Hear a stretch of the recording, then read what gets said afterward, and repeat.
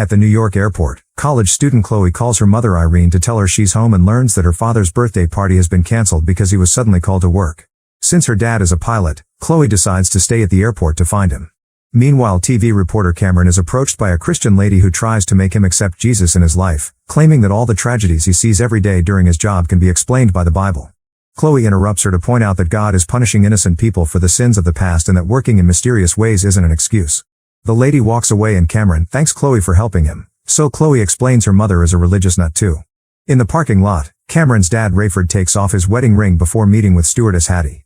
When they enter the airport, Rayford sees Chloe and rushes to hug her. However, Chloe isn't happy because she noticed he was flirting with the stewardess and calls him out since her parents have been having trouble in their relationship for a while. Rayford explains that they married very young and people change a lot through the years. Since Irene got obsessed with religion, she's become impossible to live with. Noticing that her father is not wearing his ring, Chloe guesses that he took today's job to be with Hattie. Rayford ignores the remark and gives her his car keys before leaving. Afterward, Chloe agrees to have coffee with Cameron and they discuss how crazy people are for thanking God for tragedies.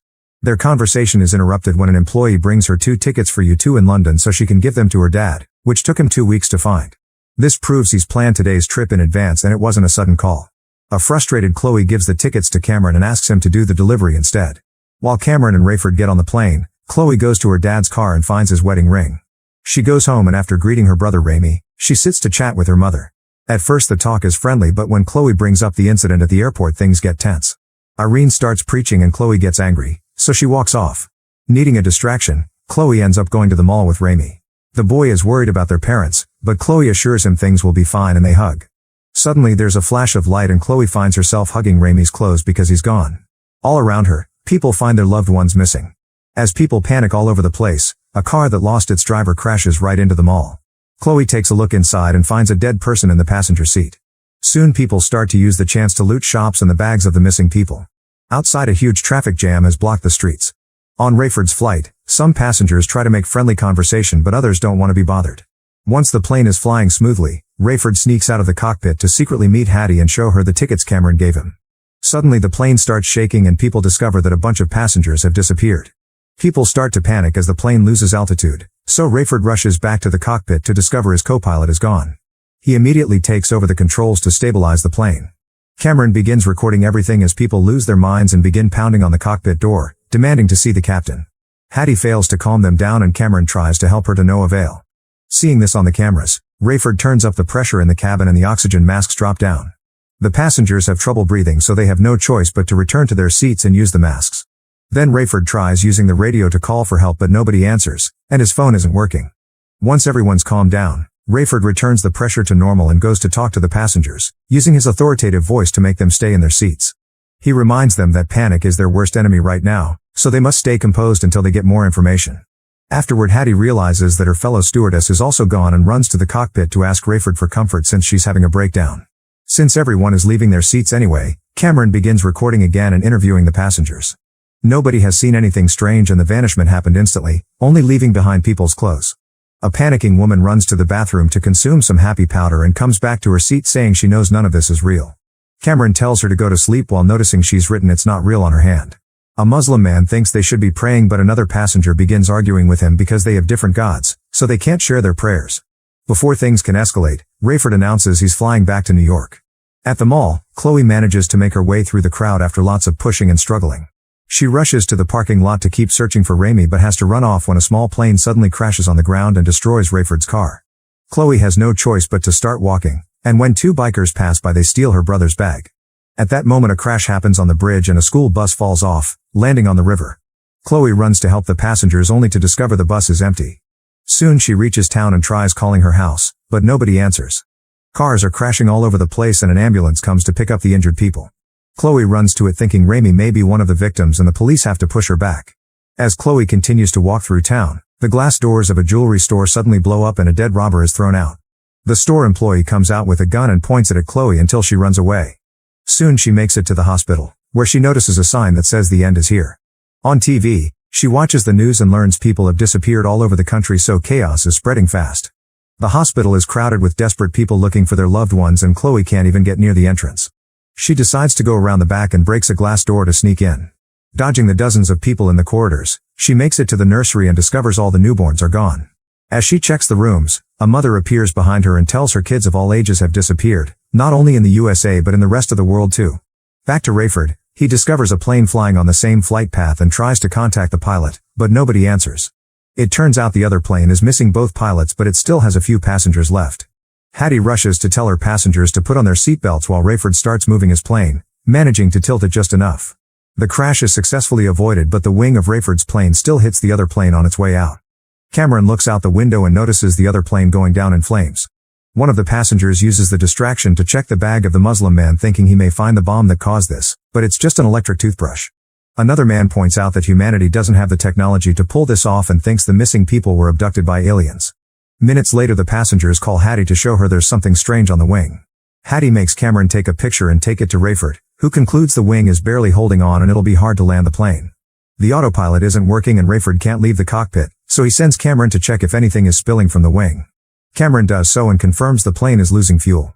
Another passenger notices this and starts to panic while a woman freaks out, saying she wants to go back to the place where her child disappeared. Suddenly the wing catches on fire and the plane starts shaking, so people begin freaking out even more. Hattie and Cameron remind everyone it's important to stay calm to avoid making the situation worse. Then Cameron updates Rayford, who explains he can't do anything but try to make it to New York before they run out of fuel. Eventually the fire goes out on its own, and because of the amount of fuel they lost, they'll have to start going down earlier than expected. When Chloe makes it back to her neighborhood, she finds lots of people grieving for their lost loved ones. Chloe hurries to her house and is devastated to find it empty. Her mother's jewelry is in the shower and the phone has a voicemail that is only static. When Chloe finds Irene's Bible, she angrily throws it out the window. Then she goes to see the local pastor, who tells her this is the rapture and people who disappeared went to heaven. He's here because even if he spent all those years preaching, he never truly believed the words. God took all the kids and the believers to protect them from the dark times that will come soon. This only makes Chloe angrier and she screams at the pastor before leaving.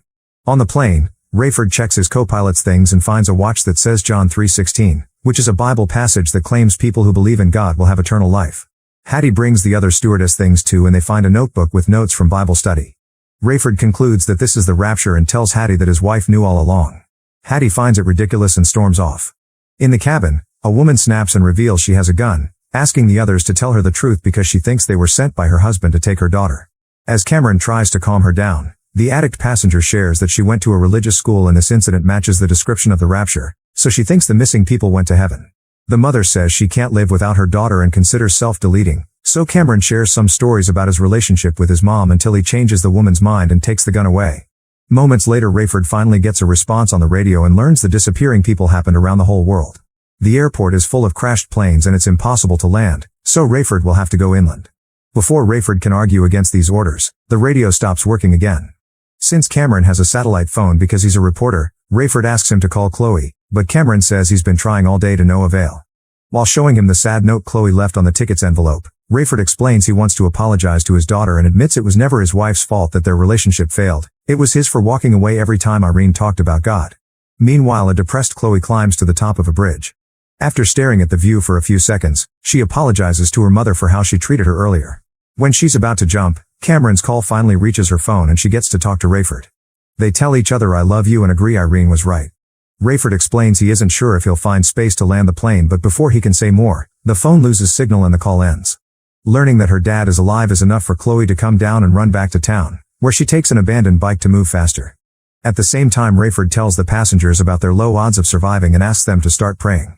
While the plane starts going down, Chloe makes it to a construction site and gets on a truck to start clearing the area by pushing all the objects away. She tries calling Cameron and luckily the signal comes back, so she gets to tell her dad that she's found a place for him to land. The plane's guidance system isn't working, so Cameron asks Chloe to open the compass app and give them the coordinates of her location before the call abruptly ends again. Cameron then puts the coordinates on his phone's map, which Rayford uses as a guide to fly the plane in the right direction. However, it's still too dark for him to find the exact spot. To make matters worse, the plane finally is running out of fuel. At that moment, Chloe manages to connect their phones again and Rayford asks her for a big light since the truck isn't enough. There are some gas tanks nearby, so Chloe covers them with fuel and throws a lighter, creating a huge explosion. The flames are seen by Rayford and he starts descending in that direction. Chloe jumps back into the truck and tries to get out of the way, but she's so distracted by the fire that she ends up crashing. The plane hits some cables as it goes down, but it only causes some shaking. Soon it reaches the ground and tilts because the back wheels haven't come out. The tail and a wing are dragged through the ground, But Rayford manages to make the plane stand correctly and the wing goes up to avoid Chloe and the truck just in time. The plane slides ahead for a few more miles, hitting a bunch of things on the way. It looks like it's about to hit a huge gas tank too, but thankfully it stops before the worst can happen and everyone's safe. While the fire that Chloe started explodes again, Hattie takes out the inflatable slide so everyone can finally leave the plane. Chloe runs to hug Cameron and Rayford, who admits he should have never left. She gives him both his and her mother's wedding rings before everyone turns to look at the town in the distance, noticing all the fires. Cameron says it's the end of the world but Chloe thinks it's just the beginning. Make sure to subscribe and turn on notifications so you can watch more videos like this. Thanks for watching.